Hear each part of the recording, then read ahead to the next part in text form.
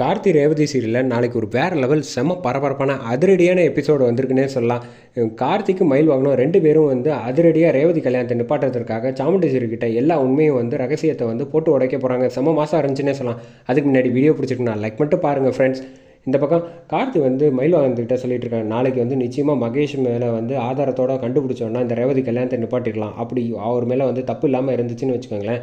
இந்த பக்கம் மாயாவை மட்டும் இந்த குடும்பத்துலேருந்து வந்து பிரித்து விட்டுட்டு கல்யாணத்தை நடத்தி வச்சிடலாம் அப்படின்னு சொல்கிறப்ப, எப்பா யாருப்பா நீ, நல்லவனாக இருக்கலாம்ப்பா, ரொம்ப வந்து மகேஷெல்லாம் நம்புற வேலை வச்சுக்காத, நான் சொல்கிறேன்ல நிச்சயமாக வந்து அவன் தான் எல்லா பிரச்சனைக்கும் மூல காரணமாக இருப்பான் அப்படின்னு சொல்கிறப்ப, சரி பொறுத்திருந்து பார்ப்போம் அப்படின்னு சொல்கிறப்ப, கார்த்திக் வந்து சாமுண்டேஸ்வரி கூப்பிட்டோன்னே ஒரு பேப்பரில் வந்து எழுதி கொடுத்துருக்காங்க. மாப்பிள்ளை பேர், பொண்ணு பேர், சொந்தக்காரங்க எல்லாரோட பேரையும் எழுதி கொடுத்துட்டு இதை வந்து அந்த பத்திரிகையில் வந்து எழுதி கொடுத்துரு, போய் கொடுத்துரு அப்படின்னு சொன்னோன்னே சரின்ட்டு இங்கே கார்த்திக்கும் வந்து கிளம்புறப்ப, என்னப்பா நான் இவ்வளோ தூரம் வந்து அந்த மகேஷ் தான் எல்லா பிரச்சனையும் காரணம் அப்படின்னு சொல்கிறப்ப, முதல்ல வந்து இதை பத்திரிக்கை கடைக்கு போயிட்டு வந்துடுறேன், அதுக்கப்புறமா இதை பற்றி பேசிக்கலாம் அப்படின்னு சொல்லிட்டு கார்த்திக் கிட்ட வந்து மயில் வாகனம் வந்து என்ன நம்ம சொல்கிறத நம்பவே மாட்டேங்கிறான். சரி விடு பார்த்துக்கலாம், எதுவாக இருந்தாலும் நாளைக்கு எப்படியும் மாட்ட தானே போகிறான் மகேஷ், அப்போ பார்த்துக்கலாம் அப்படின்னு சொல்லிட்டு போகிறாங்க. இங்கே கரெக்டாக வந்து பத்திரிக்கை கடைக்கு வந்துடுறாங்க. கார்த்திக் வந்துட்டு இந்த பக்கம் பேப்பரை வந்து எடுத்து கொடுக்குறாங்க. இந்த மாதிரி சீக்கிரமாக எவ்வளோ சீக்கிரம் முடியுமோ ஒரு 2000 பத்திரிக்கை வந்து டிசைன் செலக்ட் பண்ணிட்டாங்க, இதுவே பிடிச்சிருக்கு அப்படின்னு சொன்னாங்கன்னா, சரிங்க சார் எதுவாக இருந்தாலும் ரொம்ப நன்றி அப்படின்னு சொல்கிறப்ப, இதில் என்னங்க இருக்குது, அவங்க வந்து கொடுத்துருக்காங்க, இந்த பேரை மட்டும் வந்து கரெக்டாக கவனமாக வந்து இந்த கவரில் இருக்குது பார்த்துக்கோங்க, கரெக்டாக பிரிண்டிங் மிஸ்டேக் இல்லாமல் பண்ணிடுங்க அப்படின்னு சொல்கிறப்ப, சரி அப்படின்னு சொல்லிட்டு கார்த்திக் கிளம்பி போயிடுறாங்க. கார்த்திக் கிளம்பி போனதுக்கப்புறம் இந்த பக்கம் சத்தம் இல்லாமல் வந்து சந்திரகலா வந்து பார்த்துக்கிட்டு இருக்காங்க.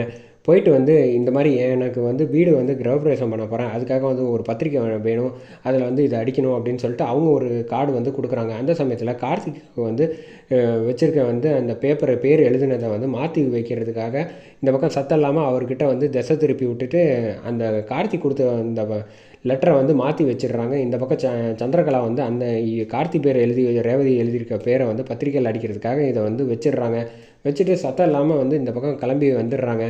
அதை தெரியாமல் வந்து இதை வந்து சந்திரகலா கொடுத்த பத்திரிக்கையை வந்து இங்கே பிரிண்ட் அடிக்கிறதுக்காக வந்து எல்லாம் கொடுத்துட்டாங்க.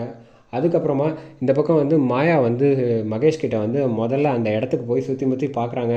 பார்த்தா இது ஏதோ ஒரு பெரிய குடோன் மாதிரியே இருக்கே அப்படின்னு சொல்கிறப்ப, ஆமாம் எதுக்கும் வந்து நீ இப்படியே வந்து போகாத, அவன் எத்தனை பேர் இருப்பானும் நமக்கு சந்தேகமாக தான் இருக்கும், அதனால் நீ வந்து முகத்தை மூடிக்க, நீ வரையா அப்படின்னு கேட்குறப்ப, வேண்டாம் நீ மட்டும் போ, அவங்ககிட்ட மாட்டிக்காத, உஷாராக இரு அப்படின்னு சொல்கிறப்ப, முதல்ல வந்து நீ அவங்ககிட்ட ஆதாரம் எல்லாத்தையும் வாங்கினதுக்கப்புறமா வந்து நீ காசை கொடு அப்படின்னு சொல்கிறாங்க. சப்போஸ் ஏதாவது பிரச்சனைனா நான் உன்னை காப்பாற்றுறதுக்காக இங்கே மறைஞ்சு இருக்கேன் அப்படின்னு வந்து மாயா வந்து சொன்னோன்னா, இதுவும் நல்ல ஐடியா தான் அப்படின்னு சொல்லிட்டு, எங்கே ஆளையே காணோம் அப்படின்னு சொல்கிறப்ப, அங்கே பாரு ஓரமாக வந்து உட்காந்துட்டு இருக்கான் அப்படின்னு சொன்னோன்னே, அதுக்கு முன்னாடியே வந்து இந்த பக்கம் எந்த வழியாகவும் தப்பிச்சு போக முடியாத அளவுக்கு கார்த்தியும் வந்து மயிலும் வந்து முன்னாடியே திட்டம் போட்டுட்டு முகத்தை வந்து மூடி வச்சுக்கிறாங்க கர்ச்சீஃபை வச்சுட்டு.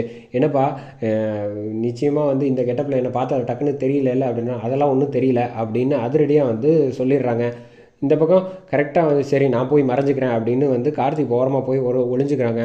திரும்பி வந்து பார்க்குறாங்க. பார்த்தா வந்து என்ன இவன் மயில் வாகனம் யோசிக்கிறான், நம்ம தான் வந்து முகத்தை மூடியிருக்கோன்னு பார்த்தா இவனும் முகத்தை மூடியிருக்கான், அப்போ மாயாவை தானே வர சொன்னோம், அப்போ நிச்சயமாக வந்து மாயாவோட புருஷன் தான் வர்றது அப்படின்னு அதிரடியாக வந்து கண்டுபிடிச்சிட்டாங்க. கண்டுபிடிச்சதுக்கு இல்லாமல் முதல்ல வந்து காசை கொடு அப்படின்னு வந்து மயில் வாகனம் கேட்குறாங்க.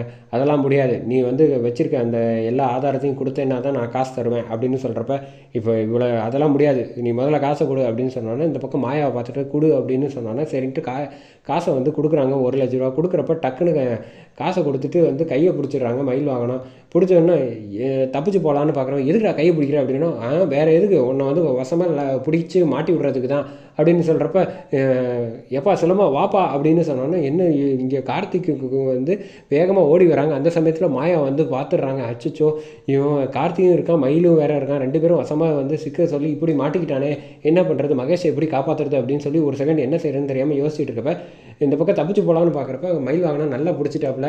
கார்த்திகை ஓடி வந்தோடனே, எப்போ விடாதப்பா அவனை அடிப்பா அப்படின்னு சொல்லிட்டு பலாரன்னு அடிக்கிறாங்க. அடித்து கீழே வந்து முதல்ல அவன் யாருன்னு முகத்தை பார்ப்பா அப்படின்னு சொல்கிறப்ப டக்குன்னு முகத்தை வந்து எடுத்துடுறாங்க. எடுத்தோடனே மாயாவும் ஆஹா எல்லா உண்மையும் இவங்க கண்டுபிடிச்சிட்டாங்களே அப்படின்னு சொல்லிடுறாங்க. அந்த சமயத்தில் தான் வந்து நான் சொன்னேன்ல சிலம்பம், நீ தான் நம்பவே மாட்டேன்ட்ட பார்த்தியா, இவன் தான் வந்து எல்லா விஷயத்துக்கும் காரணமாக இருந்திருக்கான். இவனை போய் வந்து நம்ம நல்ல ரேவதியை வந்து கல்யாணம் பண்ணுறதுக்காக எவ்வளோ பெரிய திட்டம் போட்டிருக்காங்க பார்த்தியா, வெக்கமா இல்லை அப்படின்னு சொல்கிறப்ப கார்த்தியும் பலார்னு மயிலும் அடிக்கிறாங்க. நான் கூட வந்து உன்னை போய் வந்து நல்லவன் நம்பிட்டேன் பார்த்தியா, அவன் அப்பயே சொன்னாப்புல நான் அவர் பேச்சை கேட்காம விட்டுட்டேன் பார்த்தியா, நான் தப்பு பண்ணிட்டேன் அப்படின்னு. இப்பயும் ஒன்றும் போகலப்பா, இவன் சட்டையை பிடிச்சி முதல்ல வந்து அத்தை முன்னாடி போய் நிப்பாட்டிக்குவோம் அப்படின்னு சொல்லிட்டு தரன்னு சட்டையை பிடிச்சி அழைச்சிட்டு போகிறாங்க. ஐயோ இப்போ சாமுண்டீஸ்வரிகிட்ட மாட்டிப்போமே, என்ன பண்ணுறது, எல்லா திட்டமும் வீணாக போயிடுமே அப்படின்னு சொல்லிட்டு பயந்துட்டு இருக்காங்க. அப்போன்னு பார்த்து மாயா வந்து இதுக்கப்புறம் இவனை வந்து விட்டு விடிச்சா சரியாக வராது அப்படின்னு சொல்லிட்டு அந்த பக்கம் காய்கறி வெட்டுற பொருள் ஒன்று வந்து கையில் எடுத்துக்கிறாங்க. எடுத்துகிட்டு வேகமாக வந்துட்டு இருக்காங்க. சத்தம் இல்லாமல் இவங்க எல்லாரும் வந்து மகேஷை வந்து தரன்னு இழுத்துட்டு போயிட்டு இருக்க கேப்பில் வந்து மயில் பின்னாடியே வந்து அவங்க கையில் வச்சுருக்க அதை வந்து அவங்க வந்து மயிலை வந்து அடித்து விட்டுறாங்க.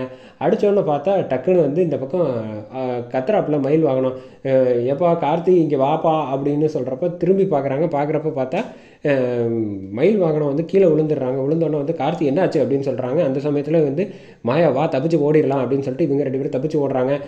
எனக்கு என்ன ஆனாலும் பரவாயில்லப்பா, முதல்ல வந்து அவனை பிடி அப்படின்னு சொல்கிறப்ப அவன் கிடக்குறான். அதான் அவங்க மாட்டிக்கிட்டாங்களே, எங்கே போயிட போகிறாங்க, நம்ம போய் வந்து முதல்ல வெள்ளைக்கோட்டுக்காரங்கிட்ட பார்த்துட்டு உங்களுக்கு வந்து உதவி செஞ்சுட்டு அதுக்கப்புறமா வந்து போய் அத்தைக்கிட்ட போய் எல்லாத்தையும் உண்மையை சொல்லிக்கலாம் வாங்க அப்படின்னு சொல்லிட்டு இந்த பக்கம் எனக்கு ஒன்றும் இல்லைப்பா, நான் தான் சொல்கிறேன்ல அவனை பிடிக்காமல் விடக்கூடாதுப்பா, ரேவதி வாழ்க்கையை வந்து காப்பாற்றியே ஆகணும் அப்படின்னு சொல்கிறேன், அதான் நான் பார்த்துக்கிறேன் விடுங்க அப்படின்னு சொல்லிட்டு இந்த பக்கம் அழைச்சிட்டு வந்துடுறாங்க. அழைச்சிட்டு வந்தோன்னே வந்து என்னப்பா நம்ம நினச்சதோட இவங்க மாயாவும் சரி மகேஷும் வந்து இவ்வளோ மோசமானவங்களாக இருக்காங்க அப்படின்னு சொல்கிறப்ப இப்போயாவது கல்யாணத்தை நிப்பாட்டி ஆடலாமா அப்படின்னா, நிச்சயமாக ரேவதி எவ்வளோ நல்ல பொண்ணு, அவளை வந்து பழி வாங்கிறதுக்காக இவங்க வந்து பணத்துக்காக இவ்வளோ பெரிய திட்டம்லாம் போட்டிருக்காகும் போது நான் சும்மா விட்டுருவேன்னு நினைக்கிறீங்களா, நிச்சயமாக வந்து விட மாட்டேன். முதல்ல வந்து சாமுண்டீஸ்வரி அத்தைக்கிட்ட வந்து போய் எல்லா உண்மையும் வந்து சொல்லிடலாம், இவங்களை வந்து விட்டு வைக்கக்கூடாது அப்படின்னு அதிரடியாக முடிவு பண்ணுறாங்க. அப்படியே வந்து சாமுண்டீஸ்வரி பக்கத்துக்காக வீட்டுக்கு கிளம்புறாங்க. அந்த பக்கம் வந்து மாயா வந்து மகேஷை வந்து அதுக்கு தான் அவசரப்பட்டு போகாத, ஒருத்தன் காசு கேட்டான்னா எல்லா உண்மையும் வந்து தெரிஞ்சிருக்கு, அவன் வந்து இப்போ உண்மையை சொல்லிடுவானே, இப்போ நம்ம 2 பேரும் மாட்டிக்கிட்டோம்,